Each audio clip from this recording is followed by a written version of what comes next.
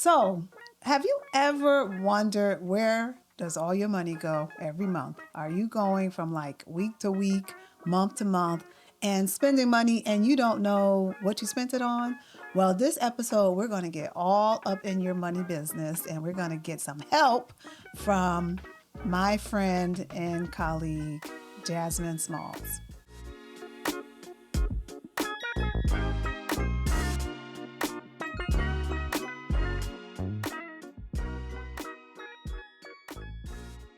Welcome to the Ask Mrs. HR podcast. I am really excited to have Jasmine Smalls here. So if you've been watching this podcast, you see that I like to kind of stick to the script with the bio because I don't ever want to miss anything. So Jasmine Smalls, CFP, is a tenured certified financial planner. She's an educator. She's a national speaker. And she specializes in empowering individuals to take control of their financial future. She's my friend because I'm going to tell you the truth. We do Black Girls Run. If you look at our Instagram page sometimes or Facebook, if you're a member of Black Girls Run, you know, we're about being fit so we can be fit financially too. And so I'm going to let her share about her extensive experience in the financial industry. That's honestly one of the biggest things that has impressed me for someone just a little younger than me, just a little younger, that she has worked with Fortune 500 firms managing $1 billion retirement plans.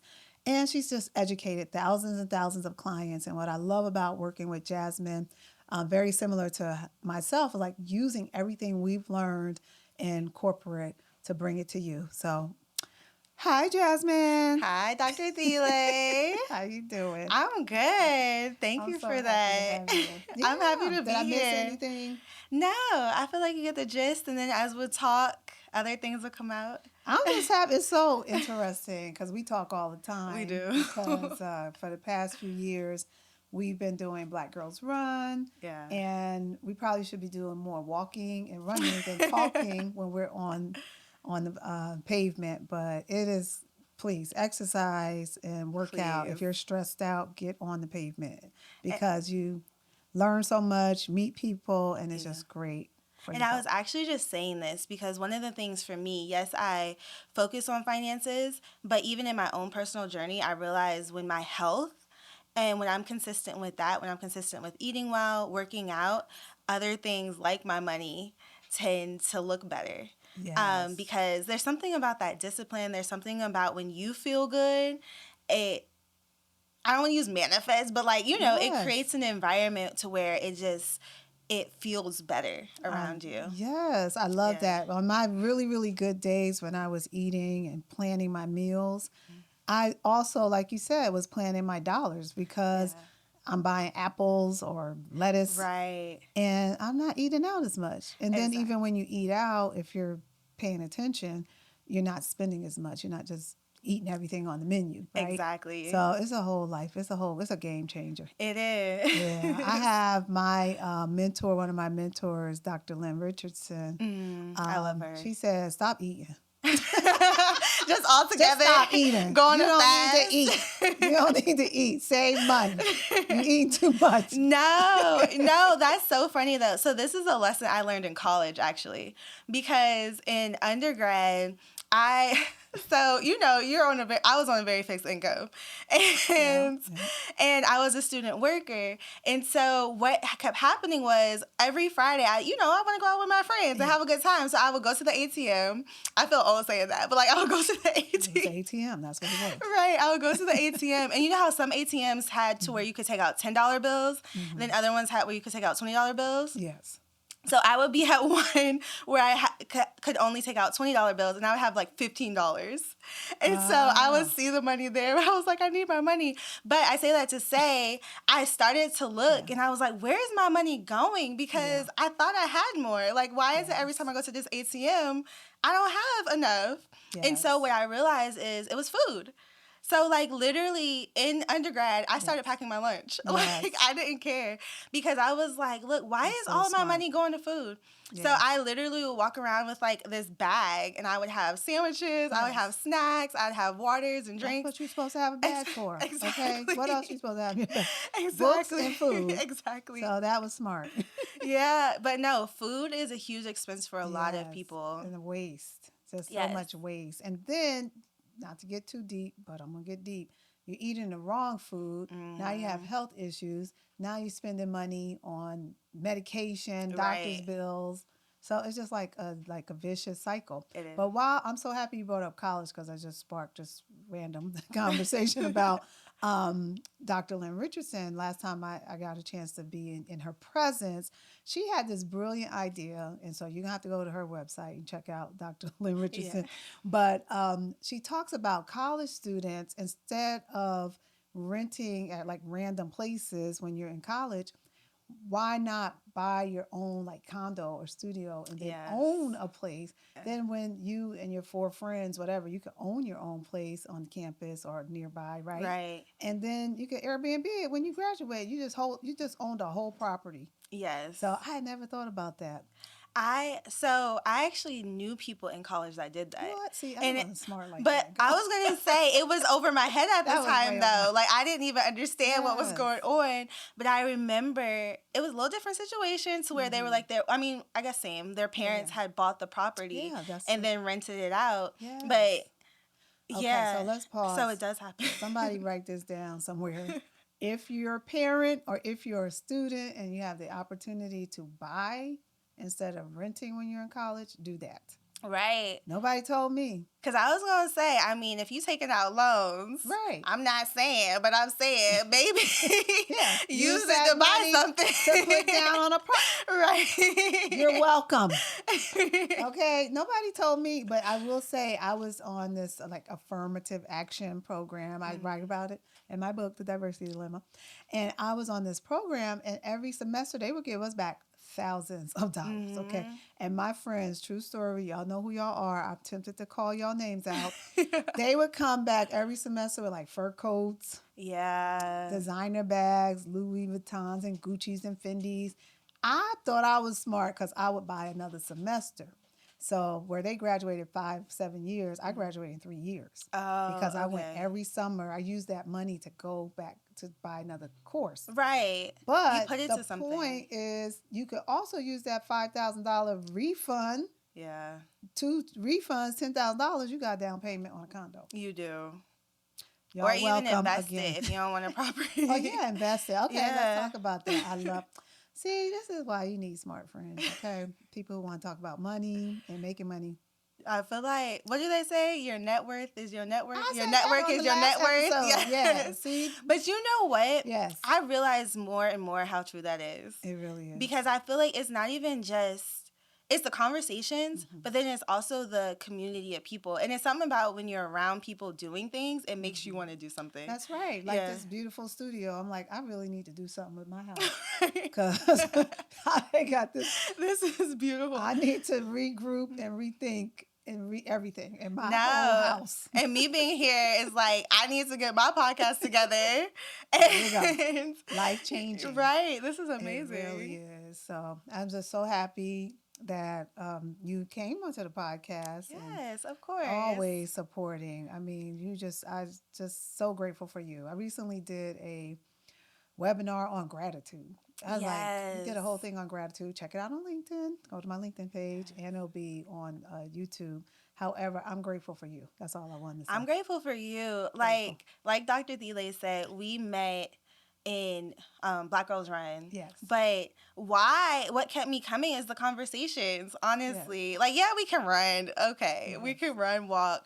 But it's something and we about... Have medals to and we prove have it. medals. We have medals. Yes. We are We're runners. actually supposed to do one coming up. Yeah, the turkey dash. Yeah. What's it called? Turkey trot the or drumstick something. dash. But I'm super grateful to you because for me, I love hearing your perspective. Like, Dr. Thelá is no joke. I don't know if this is your first Let me lean podcast. No, but seriously, not even just what you do in human resources, but in life. Like, there's so much wisdom. There's so much experiences that you've come and you're not afraid to share. And I feel like you're very authentic. Oh, thank you. Yeah. Well, I was talking in the last podcast how even though I wanted to be a reporter, like back in the day, I am very comfortable behind the scenes. I'm the one passing somebody something, like fixing the back and just doing all the things to get to a point. Yeah. So this part of my life, I've been more out front, but I'm like, I and guess, you've owned it. I guess so. Thank you so much. I appreciate it. But guess what? I need your help with investments, okay? Yeah. Let's just stay on track. Right. Because here's the deal. In 2025, I'm hitting my first million in my business. Let's clap to that. Let's Let's to that. Me too. $1 million as one of my other people I follow, Rachel Rogers, gotta give her a shout out. Let the $1 million be the floor. Let's stop talking about that as the goal. That's just the beginning. Right. And I'm almost there. Yes. In my business. Yes. So don't be trying to come for me and ask to borrow money because I'm not giving any money. So that even, especially family members, y'all know. So, but $1 million, guess what? Changing our mind around money. Like I remember being afraid or thinking, oh, if you're a millionaire, that means you're a liar, a cheat. You must have stepped on somebody's toes or robbed from somebody. Yeah. You must be evil because you're money hungry and greedy. Like all those images around money that stop us from actually achieving. So what do you think about that? So I have a few thoughts. So the first thing that comes to mind is that scarcity versus abundance mindset. Because especially as people of color, a lot of us do kind of live in that scarcity mindset to where we have fear of money a lot of times, and that causes us to do things that are against our best interests, like be super consumers and those type things, because it's like you want to essentially it's like, oh, you get it, but you don't realize there's more to come. So it's like versus an abundance mindset, you know that money is abundant. Money is simply a tool. It doesn't dictate or rule your life. It shouldn't. It's just a tool to help you get to wherever you're going. Yes. And so that's one of the things I think about, that scarcity versus abundance, and really shifting. I know for me personally, I had to over time shift, and a lot of it was from what you said, the people you shouted out, to reading books, listening to podcasts, and then also getting around people where you realize $1 million really isn't that much. And it's not impossible to make. Like, I know for me, similar growing up, $1 million just was like, what? $1 million? But even me doing what I do now, I've been blessed to work with a lot of millionaires over my years. And you realize at the end of the day, they're people. Yeah. And there are multiple paths to get there. Right. It doesn't have to just be one. Entrepreneurship is a great one, because a lot of times you can write your own path, but it doesn't have to just be one path to get there. Investing, like you can make money in the markets over time. I was actually just sharing a story around this gentleman who, I forget where I saw it. I saw it on Instagram, but I don't know his name. I'm sorry. But he made $12 an hour. He never made more than $12 an hour as like a parking attendant, I believe. He never made more than $20,000 a year, but yet he was able to build a $500,000 investment portfolio. He was able to pay off his house. Wow. And so imagine, I'm sure most of you all listening are not in that situation. You're probably making much more. Right. How much more you could do with just being consistent. How much more you could do with, like you said, having a mindset of, you know what, let me actually invest. Let me actually realize having money isn't a bad thing. Right. At all. And you're not evil because you have money. You don't have to cheat and lie in order to get it. Right. You can be honorable and still make money. Yes. Yeah. Yes. And guess what? When you have more money, you have more to give back. Exactly. If you're going to give tithes /10% to the church, right, it's a big difference giving $10 and giving $10,000 because you have money to give back to the church and to help people, to even help like elected officials when they get elected. There's like things you can do, and if you have money. I was going to say, and it puts you in different conversations. Yes. It does. And I know sometimes we get mad at people because they have money and they're able to leverage that to influence. But at the end of the day, why not reposition our mindsets and say, okay, how can I get there so I can influence and leverage? Like, instead of getting mad at the people who do. Yeah, I'm going to tell you, I was one of those people who got mad at people, okay? For a long time, I'm like, why my parents got to be poor? Why I got to live in the hood? And then once I stopped thinking like that, people look at me like, oh, you're successful. Success is like relative, okay? Yeah. I just decided to focus on what I could control, which I could go to school, I could apply for a job, I could work, I could show up. You know, I just did the things I could do. Yeah. But I have to say, I have to confess that growing up in poverty, it does make you have a scarcity mindset. It makes you like there's a fear attached to it that I'm not going back. I can't go back. Right. I can't go back to grits and ketchup. Yeah. Because I eat a lot of grits and ketchup. So like I still like grits, but not with ketchup. Right. I was like, I haven't tried that. At one point in my house, we had grits, ketchup, and powdered milk. Wow. And that's when I looked in my refrigerator. Well, the grits was in the refrigerator. But anyhow, yeah, so that image, honestly, is what shapes my like drive with money. And like money to me is freedom. But then I have to, as a Christian, I have to take a step back because it's not money. It's the love of money that can be the root to all evil. Okay, let's preach about that. No, it's true. Yeah. So tell us about like, and when you talk about investments, where do we start? Where do we start? Girl. So for me, one of the things for me is I'm more of a passive buy and hold investor at this point. So what that means is I'm very, very big on consistency. I mean, just in the markets overall, it's not about timing the market. It's more about time in the market. And I know we live in an age where day trading and options and those type things are very sexy, but that's a piece of investing. And a lot of times that there's other ways you can also invest that where you're not taking on as much risk. And so where do you start? One, open an account. Open an account. With a bank or with a... With an investment firm. So like a Fidelity Investments, a Vanguard, Charles Schwab, their accounts are free. So you can open an account. I always say if you qualify, which most people do, open a Roth IRA. Okay. I feel like I need a pencil. Wait a minute. Roth IRA. Yes. Okay, the reason for a Roth IRA, your income may be too high. But based on what you just said. But that's why I was like, if you qualify. Okay. So you have to have a lower income to have a Roth Not IRA? necessarily lower. I don't remember the numbers off my head, so excuse me. Okay. But I believe if you're married filing jointly and you as a household make more than two something, then you don't qualify for a Roth. Okay. Yes.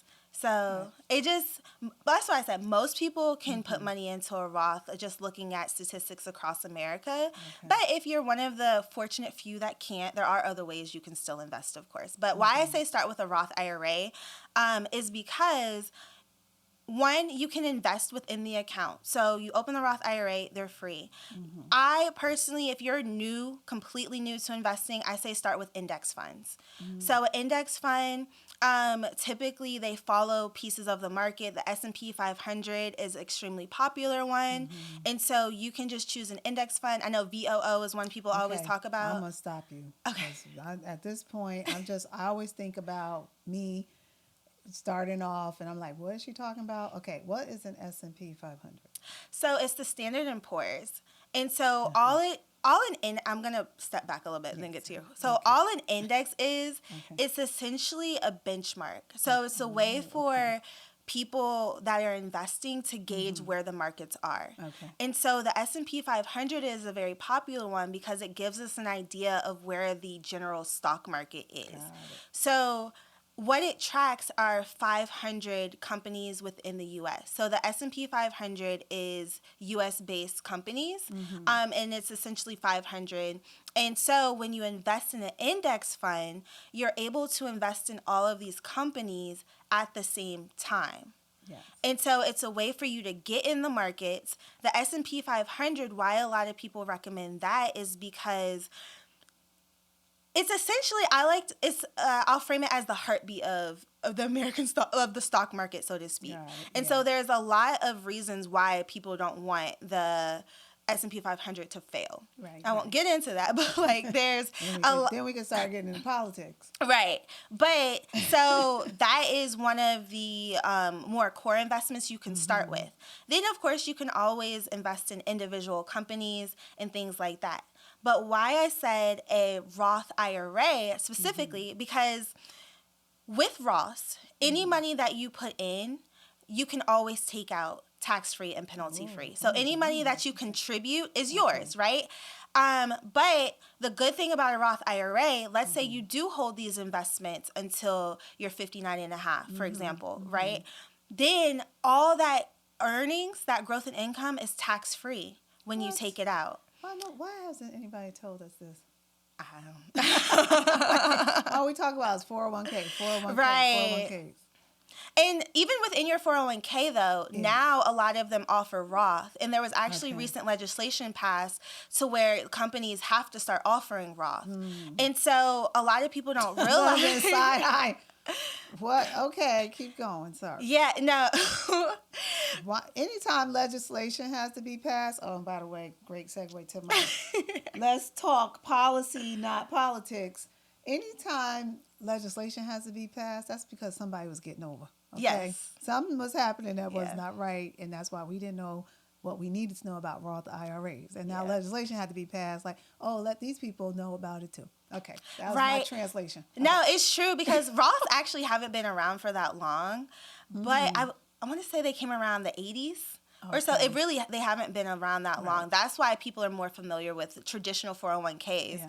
Even for me, I was a retirement planner for a large university system, and this was a conversation I had often. Like within your 401k, it's not just pre-tax money, it's also Roth. And so, a lot of people are in a place where they can take advantage of it because at the end of the day, pre-tax is good if you're trying to lower your taxable income now. Right. But at some point, you're going to have to pay taxes on that money. So all of the money you see in your account isn't yours, right? You still have to account for the IRS. Right. But with Roths, the beautiful thing is that money that you see, as long as you meet the qualifications, that's all yours. I feel like now that we talked about this, they're going to change the game. It's like, let's change the rule. Well, you know what? They do keep, like, this is not the Roth piece, but I was like, how deep do I go? But go deep. But there's something to what you said. So I was mentioning how your income may be too high to actually contribute directly into a Roth IRA, right? And so what people do in your situation is what we call, they call them backdoor Roths or Roth conversions. Oh. So what that means is, well, Roth conversion is a little bit different, but what it means is you put money into a traditional IRA, for example. You don't get a tax break on it, so it's going to be an after-tax contribution into a traditional IRA. And yes, you can do that. I felt like someone's going to say, you can't do that. No, you're just not getting a tax deduction, but there are no requirements to contribute to a regular IRA. So you put the money in there, and then what happens is you can then move that money into a Roth IRA. So you're not necessarily, and so it's a way for you to kind of work around the system. And put money. Come for you, Jasmine. People have work around. Well, no, this is very common in my world. I'm just teasing. No. But like you said, a lot of people don't realize it. But for me, it's very common idea.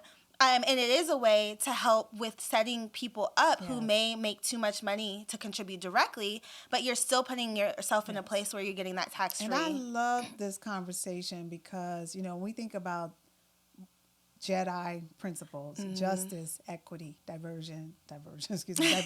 I used to work in diversity and inclusion. It's people like women and people of color. We don't have talk. We're not just sitting around talking about, let's talk about Roth IRAs. Let's talk about let's talk about 401ks and investments. And this is what we need to do more of because our, others, the other people, they're talking about this at 2. They're like, pass the ketchup and how's your Roth IRA doing? Yes. Hey, here's the trust this is your trust fund, and this is where money is put. So speaking of trust funds, what do you help people with trust funds or managing like trust? Well, I was going to say not creating the trust. Okay. You have to go to an estate lawyer to have the trust actually created. Okay. But I do help people with actually, let's say you have an investment account and you want to put it in the name of your trust. So yes, I can help with that. Okay. Retirement accounts actually don't go into trust. Okay. You legally, so with retirement accounts, you can only have one owner. And then it is a lot of times more advantageous to have your spouse, if you're married, to have them as your beneficiary.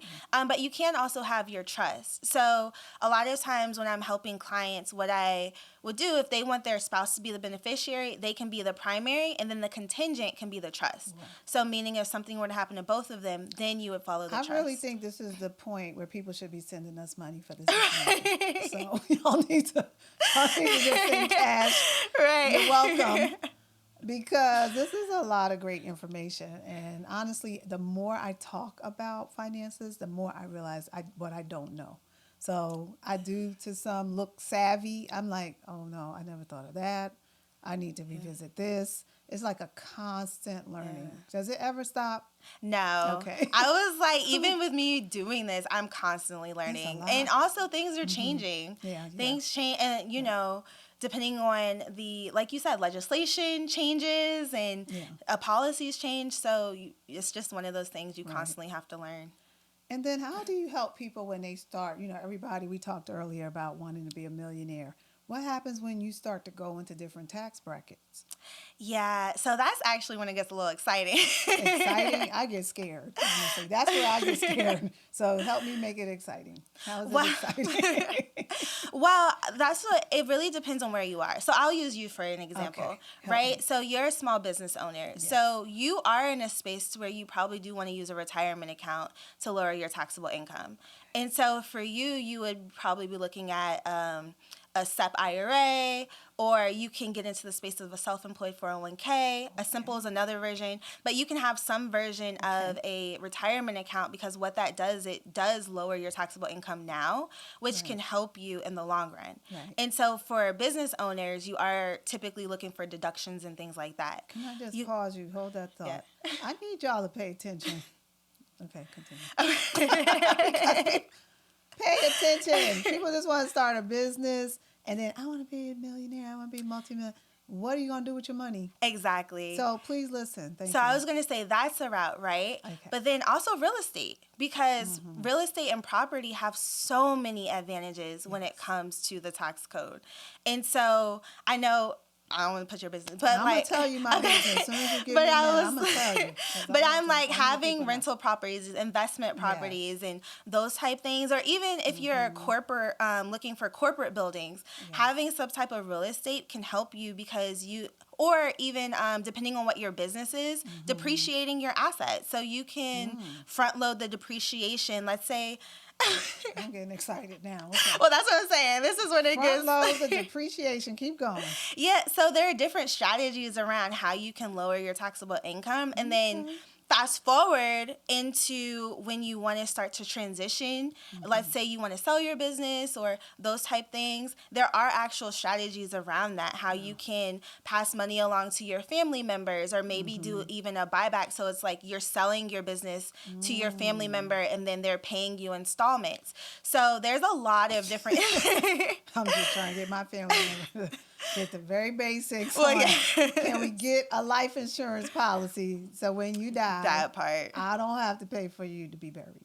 That part. So not to get too deep and dark. Yeah. But that's the basics conversations we're having. So if we could get to buybacks and depreciation. She's like, that would be great. Really awesome. But I hope y'all listening, family. But no, I want to say this, because I feel like, especially as a financial planner, financial consultant, people are always like, why would I pay somebody to talk to me about their money? But there's a reason. Because y'all don't know nothing right. she's talking about. That's why. But I'm like, there's a reason why people go to school. I know. personally had to get licensed. I Yes. became a certified financial planner, which requires me to do schooling, go through, actually have experience in the industry. So there are benefits to this. And one of the things that I feel like sometimes we miss is that when we talk about the wealthy, to what you said, they have teams. Yeah. So there's teams. So for me, I'm focused on the investments. I'm focused on more of the financial aspect. I'm working with a CPA, right? Because I don't know the tax code in and out. That is what CPAs do. And so a lot of these wealthy people understand that. And so they have someone who they can have their finances with. They have someone, a lawyer on staff to where they can have their wills and trusts. Yes, a tax lawyer, an estate lawyer, and then also CPAs. So it really is important to actually start to build your team. And I want to say that regardless of where you are. Yeah. So if you are someone and you're like, okay, I use H&R Block, okay, but understand, have an understanding of where you are. Right. And talk to somebody. Yeah. Like, actually talk to somebody.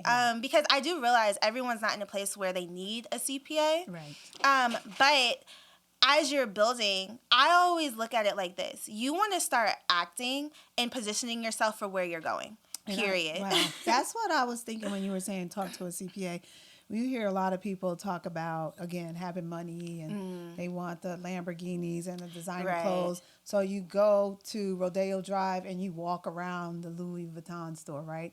Well, you need to go to the CPA and walk around and talk to the CPA. You need to just talk to the CPA and act like you have money. So say, hey, when I do get some money, what should I be doing? So I appreciate that so much. Yeah. And here's my challenge to people listening. If you think you don't need someone like Jasmine, repeat back everything she said.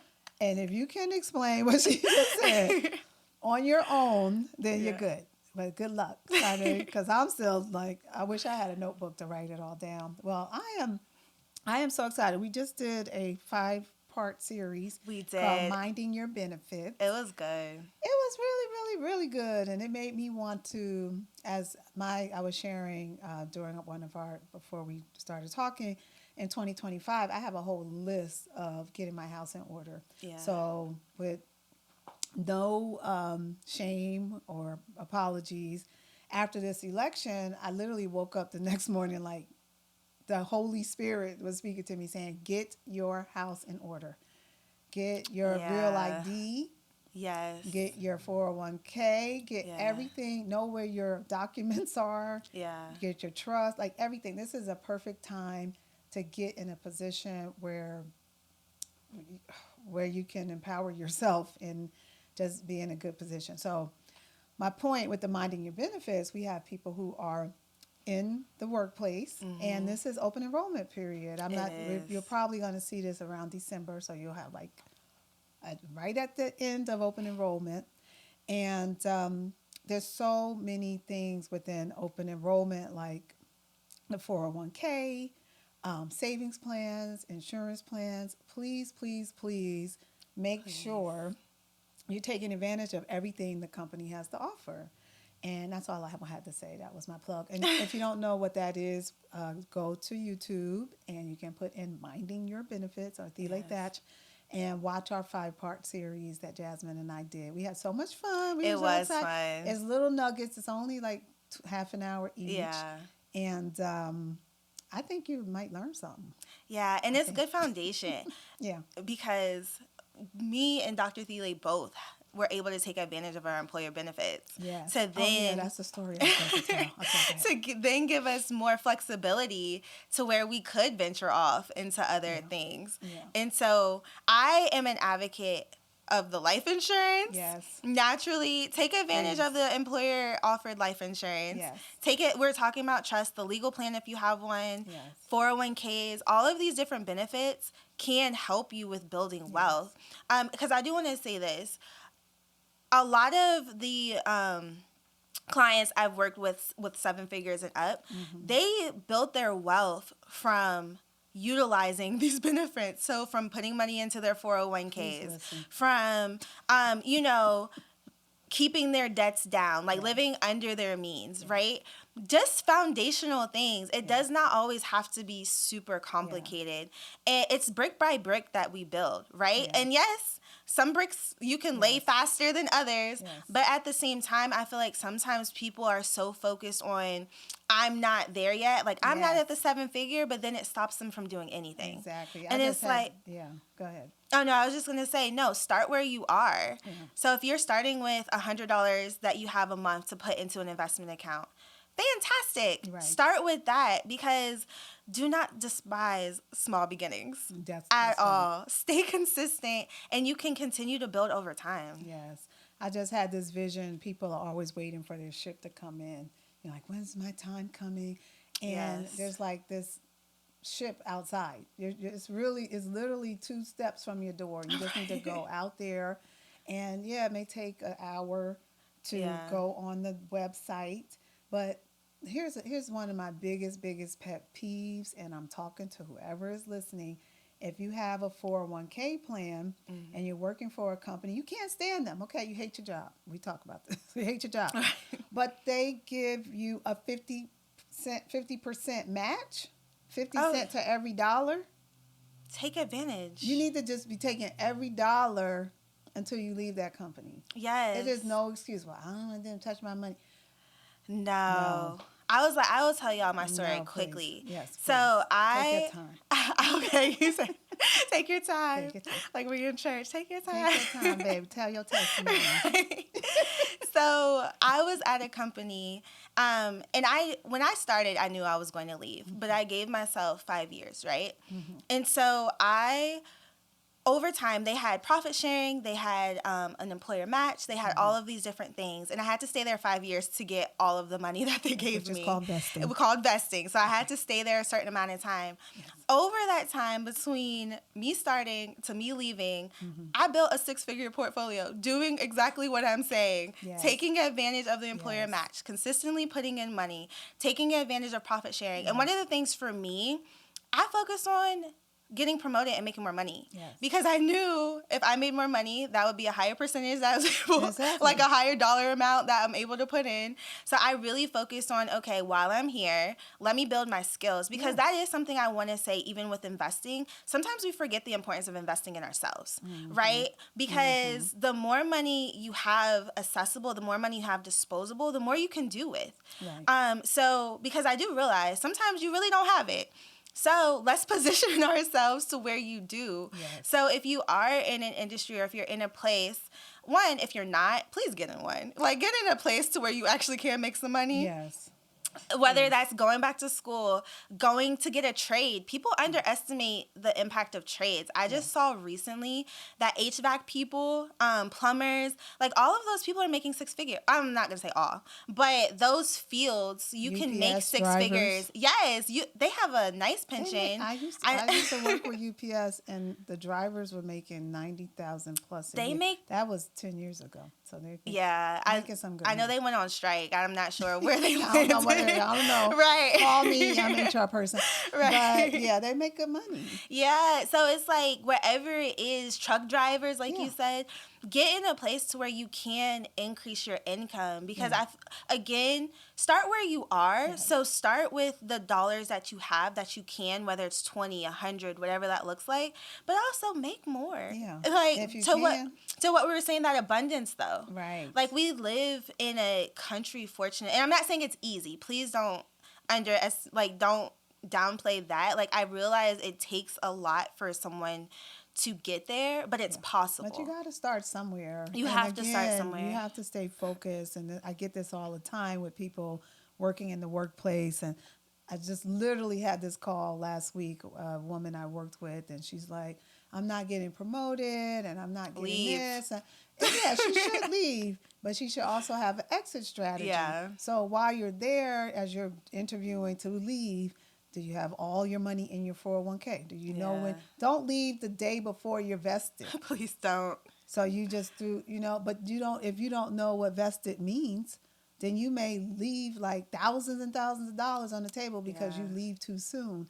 So it's like, really take the time and think about what you're doing. Stop worrying about your boss doesn't treat you right and she looked at you funny or he looked at you funny. And yes, I've had some, read the book, Diversity Dilemma. Yeah. I've had some horrible bosses Oh, and some me horrible too. experiences, but I walked away better financially each time because I didn't let them push me out until I knew I had like something to walk with. So my testimony is way, way back in the day when I was a certain age, 27. We bought our first house, and that was a hot mess. Our credit was a mess.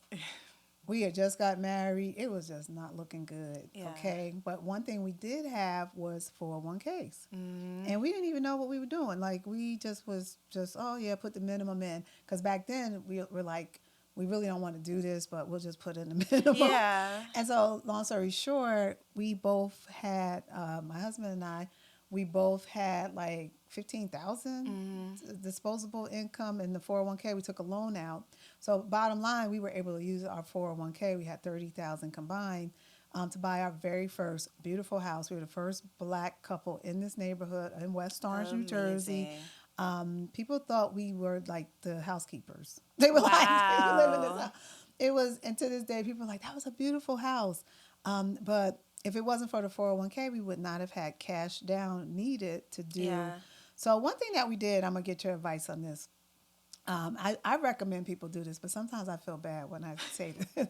But one thing we did when we bought the house, that was our very first house, which led to selling that house for close to $150,000. Bought another house, sold that one for close to $200,000. Yeah. Like, so you see what I'm saying? Like, Yeah. there's real estate that's allowing us to build and Right. buy homes. And so now we own multiple properties and acreage, okay? Woo! 42 acres and some mules. And but what I tell people, and I had one woman get really mad at me when I told her this, but I said, we took out a loan, a mortgage. Our interest rate was like 26%. Oh, goodness. But guess what? It was only for the first year. Because we were desperate. We didn't have the... Yeah, and if your credit our was credit bad, was that's bad. all you could get. Yeah. Somebody, ain't going to say no names, Norman, had unpaid tickets, parking tickets. I mean, you just think of the worst situation. It was bad. Okay, so 26% interest rate. I never forget. I was like, I'll take it. Is this going to get me in this house? Yeah. I'll take it. But what happened was we ate hot dogs. We had a folding table as our dining room table for 2 years. We had no furniture, okay? Our kids were sleeping on pallets, what we call pallets. But you made it work. After 1 year, we refinanced and brought it down 7%. You see what I'm saying? Like, so people don't always like that advice. My advice, my method is like, get in where you can get in. Get yourself in that house. I was like, those interest rates are out of control. So for everyone who's talking about 6-7%, that's out of control. That's a credit card. I was happy to see 7%. But I was going to say this. I will say this. Yes. I will answer your question, but you saying those interest rates, that's literally credit card interest. So anyone who's like, oh, I would never. Okay, you're already doing it. But I was like, you're already doing it. And also, she got an asset. What are you getting? Yeah, I got 150. I walked away over $150,000. What did you get off your credit card? And multiple properties. So what do you think? Sometimes we're quick, but That was a big risk. I'm like, it is a big risk. I don't know. Honestly, I would have to. We sold our Mercedes. Okay, but you were willing to make sacrifices. We made a lot of sacrifices. You made a lot of sacrifices hot dogs, to make macaroni it. And cheese. I mean, I wouldn't want anyone in that situation, but I also get it. Like, I do get getting in, right? Like, getting in where you can and then making it work, but also realizing you may have to make sacrifices. You may not have furniture. You may not. I have to tell one quick thing, too. We were in the house the first year, no real furniture. And we had the best parties in that house. People came. Just the had space. to give a shout out to Martha Stewart. We had that folding table. Yeah. And then we put that Martha Stewart table on. Winning. People were at our house. They were like, this is a folding table? Yes. And we baptized somebody who came out to this day. I won't say their names, but they studied the Bible with us on that folding table. Wow. And so, that's my story. I'll say this. I'm not gonna say do or don't. Okay. But I'm just telling you what I do. But no, this is what I'm saying. Like, sometimes you do have to just take a risk, right? And even now, with the interest rates being what they are, like, we know the Fed recently lowered and things like that. But sometimes you just have to get in. Like, you just have to get in. And sometimes as people of color, that's the only way you get in. That's the only way. And I feel as a Black person, owning real estate was my positioning myself in a position of power. Yeah. Because now I'm not only a taxpayer, I'm a landowner. And they do treat you differently. So I just need to say that. And no, then they do. another lesson we had to learn, and this happened with the 401k again. So years go by, we putting our money in our 401k, and then that's when the 42 acres came up. Oh. And I will say that we were able to get 42 acres for $30,000. I know. Yeah, we need a clap. I know. It's out there, people. So I talk about this only because I want people to know it's possible. But that the $30,000 came from a 401k. But I want to say that I'm glad you brought that up again. Yeah. I forgot to say it earlier. So 401ks, right, you, of course, can take out a loan against it.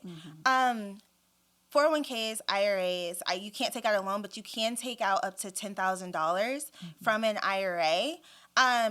If you are under 59 and a half, you can actually avoid the 10% penalty that you would get if you were not. So there are provisions that the IRS realizes that people are using retirement accounts for home ownership. And so I say that to say what Dr. Thelá is saying is not unusual, actually, for people to for people to leverage their retirement accounts, whether it is taking out a loan, as long as you pay it back, all of that money that you're paying back plus any interest that you're paying goes back to you. Yeah. So it's essentially you're taking out a loan against your own money, I'm gonna tell right? you what we did, just to be real transparent. Yeah. So we took the money out, and of course there were penalties, and we owed money. But what happened was when we refinanced, we paid off those penalties that we owed. We paid it back. Oh, so you withdrew? Yeah, we withdrew money. Okay. We withdrew that money. Okay. Yeah, we wasn't alone. We withdrew money, and then the next year we had penalties and all types of stuff. So then when we refinanced, and that's when we paid off our tax debt.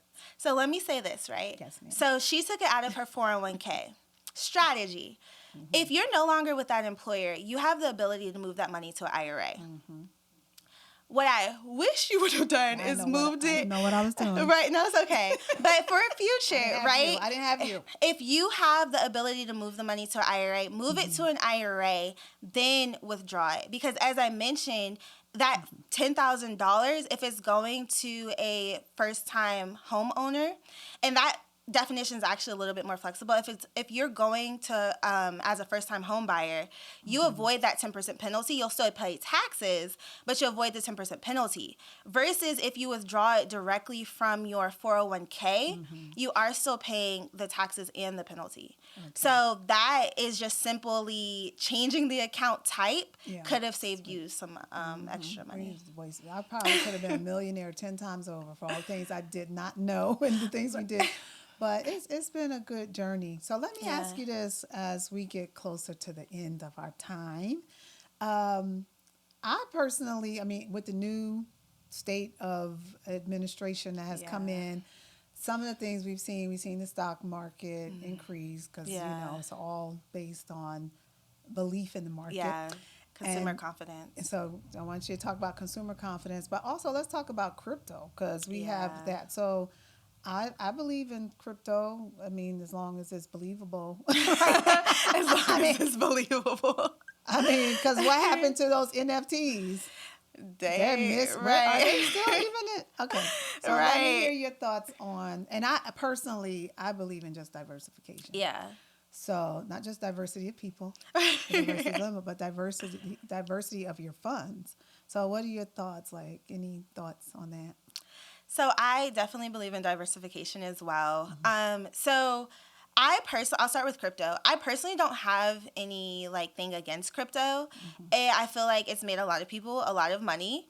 My only thing is crypto itself is really, as good as someone is willing to pay for it, right? Right, So exactly. as long as you have a community of people that are willing to pay if you were to ever cash out, you're fine. Right. And so right now, that's where we are. Yeah. People are willing to pay. And so it has been a way for people to really just build and diversify their portfolio. So I personally don't have anything wrong with it. I don't have anything against it. I will say there are a lot of different types of coins out there. So for me, even though I don't mind risk, there are some things I'm a little bit more conservative about. Like you said, NFTs kind of came and went. We've seen coins fail. So I would say if you're going to do it, go with more of the reputable ones, some of the ones that have more of a track record than some of these other ones that just pop up out of nowhere. I'm gonna tell you my little secret strategy. You tell me what you think. So basically, when I make a little like $20 here or $50 there that I normally wouldn't have had, like let's say you just want to bless me with $10, I'll use that to buy like of crypto. I use money that I normally would never have seen. Exactly. And that's my play money to like risk and put it into. And I feel like that makes sense, right? Because you already have other investments. So like you said, diversification. So the way I look at it is short term, midterm, long term, right? So you have your shorter term investments, whatever that may look like. Maybe you have some cash aside because you know you're going to buy some purchases. Midterm, you can maybe take on a little bit more risk, but you'll probably need that money within the next, I'll just say 5 to 10 years or something. Longer term, that's more of your retirement accounts and those type things. And so crypto does have its place. To me, I look at it more of, I don't want to say fun money, but like more of one of those accounts to where you kind of see what happens. Yeah. But there are people who are all in and only crypto. Those are the people that concern me because they have literally banked their whole future on crypto. That's scary to me too. Yeah. No judgment, but that's scary. That's to me scary. too. But I feel like that with any stock. I will say that. I feel like that because, for example, Disney, you know, they give employer stocks. So some people's whole portfolios is nothing but Disney stock. And yes, it's done well, but also there are ups and downs in every market. And crypto is one of those where those ups and downs are extreme. Yeah. Well, one other little thing that I do, because I don't know, I'm not doing research on the stock market, but my thing is if I use it, I want to own you.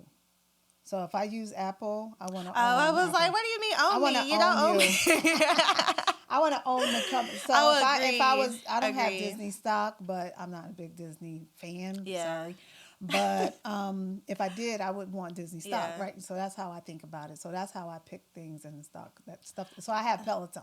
Okay. Because I'm on my Peloton 4 times a week. And I'm like, you know what? I want a piece of Peloton. And they actually went up this week too. Yeah, no, I do similar. Like I have individual stocks to where I'm like, one, I feel like it's just a strong company, but then also I use it. So I'm like, if I'm using it and I know other people are using it, then this is a company that I can get behind. And then also for me, I do index investing. And a part of that is because I do like diversification, and I feel like index investing gives you an opportunity to where you can get into international, you can get into US, I have a crypto ETF. So it's a way to where, like you said, if I'm not going to do all of the research, but I still want to put my money in these spaces, I feel like index funds are a good way to do that. Okay. Wow. Well, thank you again. You gave me a book recently on the Common Sense of Investing. Yes. Common Sense of Investing. Yeah, by John Bogle, I believe. Right. It was really good. I'm still reading it. Do you recommend any other books or sites or just help people like with the basics other than watch minding your benefits with YouTube? And then so I feel like there are a few. Okay. So for mindset, I feel like Think and Grow Rich is a good one. To help with the mindset. I would even say Dave Ramsey. I know he's controversial, but his Total Money Makeover. But the reason I like it is because I do feel like he puts into perspective how we associate and how we look at money. So I do feel like he addresses a lot of things, especially being in America where debt is such a huge thing. Right. I'm personally, I understand leveraging debt and the benefits of that, but I do know a lot of people get into debt unnecessarily just because of spending frivolously. I raise my hand. And so those are some I would I would recommend. Investment pieces, I am blanking. I see the book in my head. Okay. Common Sense of Investing is definitely one. And then, oh my god. You can tell me later and I'll put it in the notes. Okay, I'll tell you later. Okay. Because I am blanking on the title. Okay. But Warren Buffett, I will say this. Warren Buffett is someone you should follow, period. Reading his, if you don't read, but like even, I know, I was going to say reading his annual reports, but actually I just watched the videos. Reading his annual reports. So might be a little too much. That's what I was saying. Okay. Don't have to do that, but watching the videos actually gives you really good insight on what's happening with the economy. This is another one, Confessions of a Financial Hitman, I believe his name. Okay, that sounds good. But I'll get back to you on the vessel one. I was teasing you when I said reading annual reports, but one of my many jobs is I teach business students, master students, and almost every class, when we're talking about how you pick a company, how you choose a company, I don't know if they believe in diversity. I don't know if they really support their employees. The best place you can look, please listen to Jasmine and myself, is an annual report. It seems boring. Skip past pages 2 and 3 or whatever. Right. And then look at what they're really doing and where they're investing their money and how they're investing it. I know I'm very proud of the work that I've done. I've created the diversity, equity, inclusion sections for a lot of large companies for their annual reports because guess what? It wasn't in there before. Yeah. And so I just had to give that little nugget because people are like, how do I pick this company? How do I know? You know how you know? You read their annual report. Yes. It is all in there. Okay. So where can people find you? I'm sure if you're listening to this, you know you need help. Come on I over. need help. I need more help. That's why I keep inviting Jasmine to talk to me. So tell us how to find you. What's the next step? So you can go to my website, jasminesmalls.com. That will take you to everywhere. You can schedule a consultation with me right there from the website. It's complimentary for the first 30 minutes. Right. Free. Okay, free. So feel free to schedule. And then also on LinkedIn quite a bit. So Jasmine Smalls, just look for me on LinkedIn. I will have my YouTube coming soon. I'll get that up. Podcast. And my and my podcast. But no, honestly, I'm not hard to find. Just you can Google me. I pop up. I'm right there. And as far as what's next, a lot of what I'm doing is wanting to just get out and talk to more people. Because to what we said, I feel like there's a lot of information out there, but understanding how to decipher it and actually apply it to your life has been it's a little bit more difficult. And so that's really my mission. I not only want to educate people, but I actually want to say, hey, this is actually what would help you in your situation. That's why I even love this conversation, how we were able to talk through beginners versus people who are maybe in a higher tax bracket, because there are different strategies. And so understanding their different strategies is important. And so that's what I do. So I do trainings for corporations. I speak at universities. So I love it. If you want to book me, I'm available. I love it. And I am so happy you are my friend. So yeah. Well, thank you so much for coming on the Ask Mrs. HR podcast. And what I need y'all to do is to like, subscribe, share, pay attention. Yes. It's really been a pleasure talking to you. It has. And I'm excited about hitting my first million next year. Okay. I actually was up to 3 o'clock in the morning just going through my 2-year strategy plan. Wow. I know that sounds real nerdy, but it was No, absolutely it's necessary. True. Yeah. And it is real. Like I'm really about to hit my goals. I have a plan. And so I hope your plan is a little bit stronger and better from this episode. Please reach out to Jasmine Smalls, reach out to myself, Thelá Thatch. You can Google Thela Thatch, and have Ask Mrs. HR, the podcast. Also, Ask Mrs. HR. I go live almost every Friday on Instagram. And then, I have my store, okay? Because this is how I buy my Yes. crypto, okay? When you buy something from the store, I'm just kidding. The money from the store goes to my nonprofit, actually, called the Time to Dream Foundation. And so the store is HR Store, thehrstore.biz. And I'm trying to, if you have suggestions on what you want to see in the store, please let me know. But Yes. there's more items coming. And so thank you. I'm looking forward to seeing you next time on the Ask Mrs. HR podcast. Have a beautiful life. Bye.